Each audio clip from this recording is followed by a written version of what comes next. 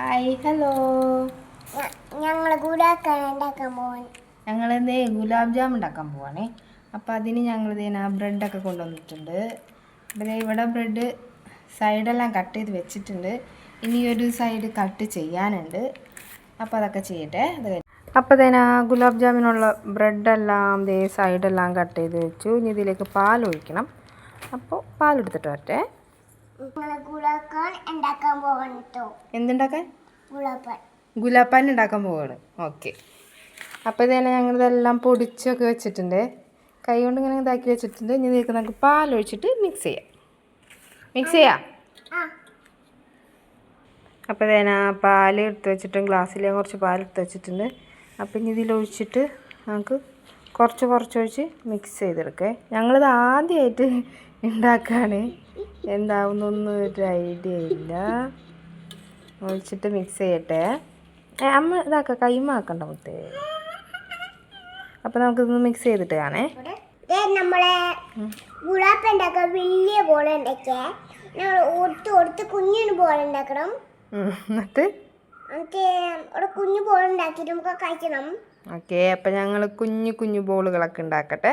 നിങ്ങൾ ഒന്ന് വെയിറ്റ് ചെയ്യേ. ബോൾ ഉണ്ടാക്കിയിട്ട് ഞങ്ങൾ വരേ. അല്ലേ മീനാക്ഷി? ബോൾ ഉണ്ടാക്കാൻ പോകുന്നോളാ. കുഞ്ഞു മീനാക്ഷി കുട്ടിക്കുള്ള കുഞ്ഞു ബോളുകളൊക്കെ ഉണ്ടാക്കാനേ. അപ്പം ഞങ്ങൾ അങ്ങനെ ബോളുകളൊക്കെ ഉണ്ടാക്കുന്നുണ്ട്. ഇപ്പം ഞങ്ങൾ ബോൾ ഉണ്ടാക്കട്ടെ. കണ്ട മീനാക്ഷിയുടെ കുഞ്ഞു ബോൾ കണ്ട. ബോൾ ഉണ്ടാക്കുകയാണേ. കുട്ടി കാര്യമായ പണിയിലാണ്. അപ്പം ഞങ്ങൾ ബോളൊന്നും ഉണ്ടാക്കട്ടെ.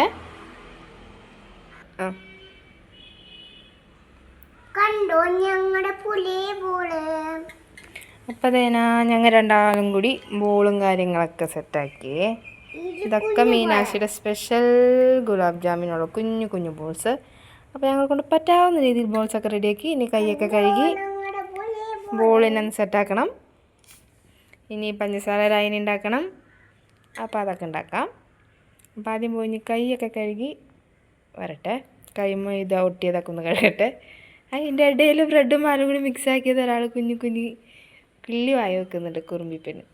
അപ്പോൾ കാണാം. അപ്പോൾ ഞാൻ ചട്ടിയിൽ വെളിച്ചെണ്ണയും അതിൻ്റെ ഒപ്പം നെയ്യും കൂടി ചേർത്തിട്ടുണ്ട്. അപ്പോൾ ഇതൊക്കെ നന്നായി തിളച്ച് വരുമ്പോൾ നമുക്ക് അതിലേക്ക് ബോൾസാക്കി വെച്ച നമ്മുടെ ഗുലാബ് ജാമിൻ്റെ ബോൾ ഇട്ട് കൊടുക്കാം. ഓക്കെ. അപ്പോൾ നെയ്യും ഇതൊക്കെ നന്നായിട്ട് ഇതാവുന്നുണ്ട് കേട്ടോ.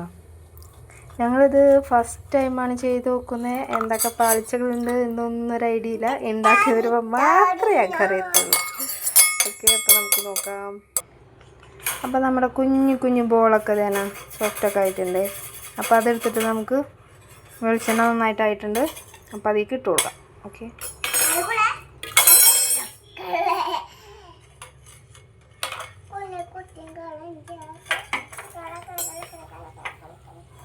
സ്ലോ ഫ്ലെയിമിലാണ് ഉണ്ടാക്കുന്നത്.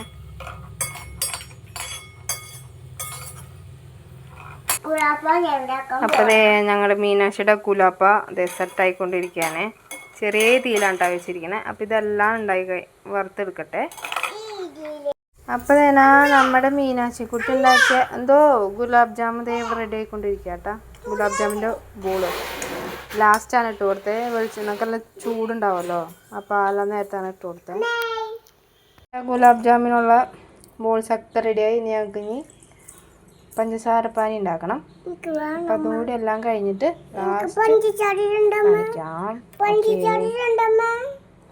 ഞങ്ങളുടെ ഗുലാബ് ജാമിന് കുറച്ച് പ്രത്യേകത ഉണ്ട്. ഞങ്ങൾക്ക് ഗുലാബ് ജാമുൻ കാര്യങ്ങളെല്ലാം സിറപ്പും കാര്യങ്ങളൊക്കെ സെറ്റായി കഴിഞ്ഞപ്പോൾ മീനാക്ഷിക്ക് അതിൽ സിറപ്പ് ഒഴിക്കണ്ട, ഇങ്ങനെ ബോൾസ് മാത്രം കഴിച്ചാൽ മതി എന്ന് പറഞ്ഞിട്ട് അപ്പോൾ ഞങ്ങളുടെ ഗുലാബ് ജാമ് സിറപ്പില്ലാത്ത ഗുലാബ് ജാം ആക്കി ഞങ്ങൾ. അത്രയേ ഉള്ളൂ. ഇനിയൊരു ദിവസം ശരിക്കുള്ള ഗുലാബ് ജാമുമായി ഞങ്ങൾ വരും എന്ന് പ്രതീക്ഷിക്കുന്നു. ഓക്കെ, ടാറ്റാ.